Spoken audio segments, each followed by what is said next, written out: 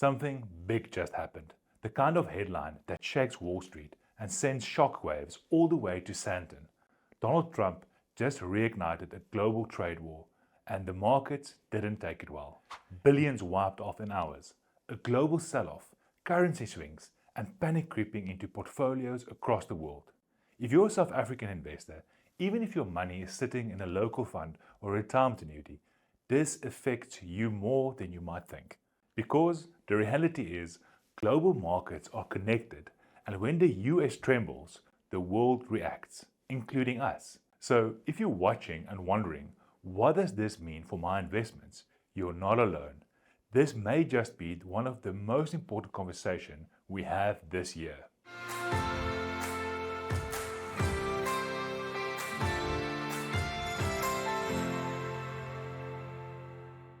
Hello everyone, and welcome back to the Family Wealth YouTube channel. My name is Hardy Swart. I'm a certified financial planning professional and director at Family Wealth Custodians. Before we dive in, we have a dream to help over 1 million South Africans improve their financial futures through educational content like this, and you can help make this happen. Here's how.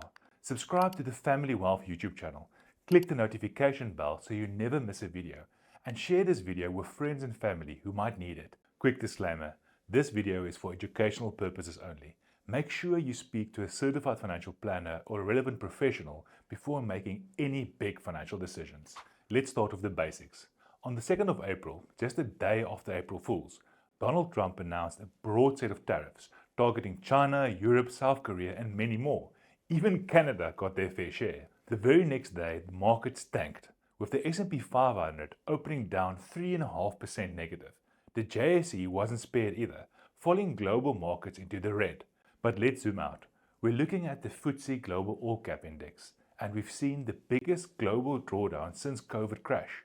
That's significant. And for South African investors, this is not just a headline from across the pond. This affects your retirement annuity, your offshore endowment, your USD-based investment accounts, and even your domestic equity portfolio. Especially if you invested in global-facing firms like Naspers, Richmond, and BHP, which earns the bulk of their income from abroad. Let's talk about something most South African investors often forget, and that's how currency movements affect your offshore investment. When you invest offshore, you're not only exposed to global stock markets, you're also exposed to the exchange rate between the rand and foreign currencies, like the US dollar. This matters because even if your investment in dollars stays the same or only drops slightly, the strength or weakness of the rand can make a huge difference to your returns in rands. Let's say you invested R1 million when the rand was sitting at 19 rand to the dollar. That gave you around $52,600. Now, let's say the market drops by 5%. Your investment is now worth $50,000. But here's the kicker. If the rand has strengthened at the same time, let's say it moved to 17 rand 80, that same $50,000 is now worth just 890,000 rand. So you're down over 100,000 rand, not just because of the market dropped, but because the rand got stronger. This is a double whammy that many investors are feeling right now. Global markets are falling and the rand isn't doing what it usually does during risk events. It's not weakening, it's holding, or at least for now. And that's unusual. Normally when global uncertainty spikes, the rand weakens and helps cushion offshore losses, but not so much this time. That's why your offshore portfolio might be showing bigger losses than you expected. It doesn't mean you made a bad investment. It just shows how important it is to understand how currencies affect your portfolio. And this is where proper planning comes in. Offshore investing is not a silver bullet. It's a powerful, but only when used as part of a balanced, well thought out strategy. So how worried should you be? Let's take a breath. Markets go through drawdowns all the time. In fact, a study conducted by JP Morgan Asset Management, Guide to the Markets in 2023, showed that over the past 100 years, the S&P 500 has had a 5% drop nearly every single year, a 10% drop in 63% of years, and a 20% crash in 26% of the years. Volatility isn't unusual. It's the price we pay for long-term growth. But what's unique this time is the cause: political unpredictability. A single man making global economic policy decision on the fly, And while it feels different, that's exactly what the media wants you to believe, because uncertainty sells. Just remember, in the past it was Brexit, COVID, the Ukraine invasion, interest rate spikes, banking collapses. Each time felt like the end, but each time markets recovered and often rebounded strongly. Right now, it's easy to feel anxious. When you see markets dropping and headlines warning recession or trade wars, your instinct might be to move to cash, delay any new investments, or wait for things to settle.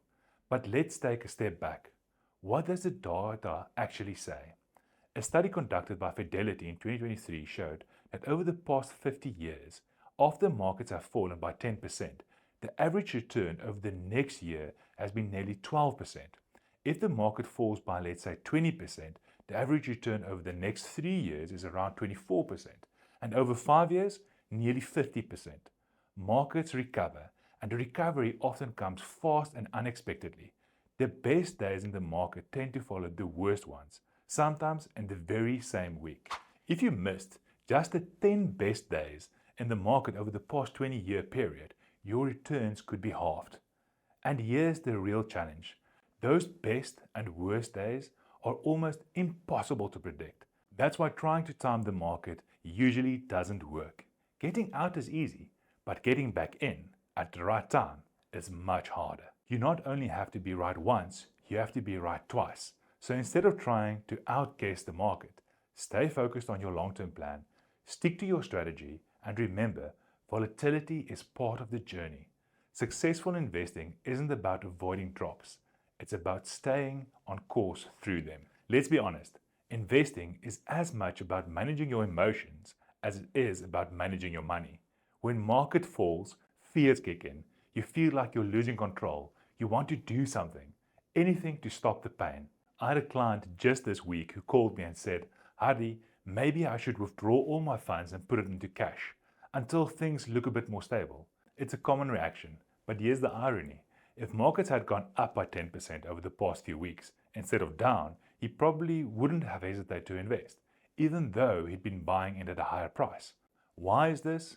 Because we tend to feel comfortable when things are going well, even if we're overpaying for something, and uncomfortable when things are cheaper, even though that's exactly when opportunities are the greatest. That's emotional investing, and it's dangerous. We've seen this play out time and time again. People wait for certainty that never comes. They buy in too late, often after the markets have already recovered, or they sell at the bottom and lock in losses. Meanwhile, those who stay invested, who stick to their strategy, are the ones who benefit when the market turns. The real challenge is investing isn't choosing the right fund or the right stock. It's staying disciplined. It's trusting the plan even when it feels uncomfortable. And the more decisions you try to make based on emotion, whether it's reacting to Trump's tariffs or breaking news alert, the more likely you are to underperform. In fact, studies have shown that the average investor underperforms their own investments, not because the investments are bad, but because they jump in and out when at the wrong times. So, how do we fix this? Well, first of all, we can start by automating your investments where possible. Stick to a strategy that matches your goals and your time horizon. Limit how often you check your portfolio, especially during volatile periods. And work with a professional, a planner who can help you stay grounded. And this is exactly what we can do at Family Wealth Custodians. We help our clients zoom out, we guide them to focus on the plan, not the panic, to ignore the noise and anchor to their values. We're not here to sell investments, we're here to protect futures. Because when emotions take over, logic often goes out the door. And your greatest risk as an investor isn't the market, it's you. Let's talk about practical steps. Because when markets are shaky and headlines are scary, the worst thing you can do is sit frozen in fear. You need a plan, not just for growth, but for resilience. Here's what you can do right now. Firstly, revisit your investment goals. Ask yourself, why did I start investing in the first place? Retirement, your children's education, generational wealth. Bring your focus back to your long-term objectives. Markets move in cycles, but your goals are long-term. Don't let short-term ups or downs derail your long-term plans. Secondly, review your asset allocation. This is your mix between growth assets like shares and income assets like bonds and cash. It's one of the biggest drivers of your portfolio's long-term performance and also its volatility. If the recent market swings are making you uncomfortable, maybe it's time to adjust your allocation slightly, not overhaul your entire plan. Third, look at your offshore exposure. Offshore investing is important, especially in a small, concentrated economy like South Africa. But how and when you invest matters. Are you diversified globally? Are you exposed to the right sectors and geographies? Don't just invest offshore for the sake of it. Do it with a clear and carefully thought through strategy. Fourth, be smart with cash. Yes, holding some cash can be useful for emergency funds or short-term goals, but sitting on too much cash, just in case, can be expensive. You miss out on growth, and you often re-enter the market at the wrong time. Rather ensure that you have the right buffer and then keep the rest working. Number 5, automate your contributions. One of the best tools during volatile markets is rand cost averaging.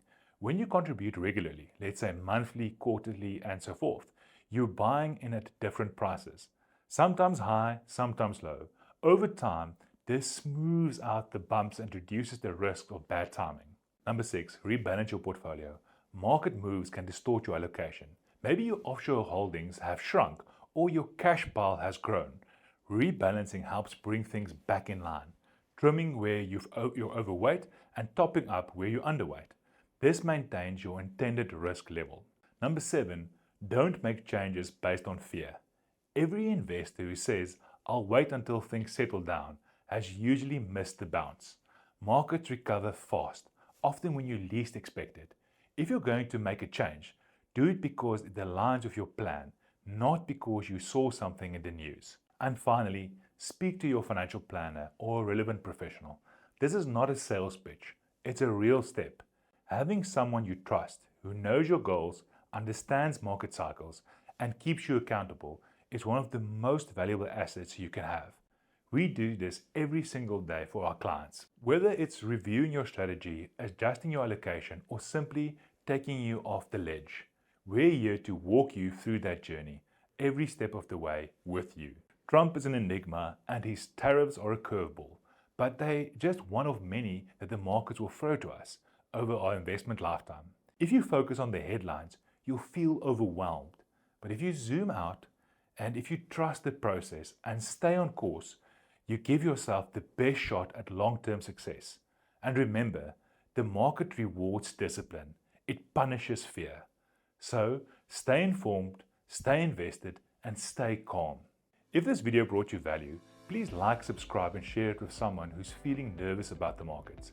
And if you need help navigating this, book a session with our team at Family Wealth Custodians. That's what we're here to do. Until next time, I'm Hardy Swart. Thank you for watching, and remember, long-term wealth is built with patience, perspective, and good planning.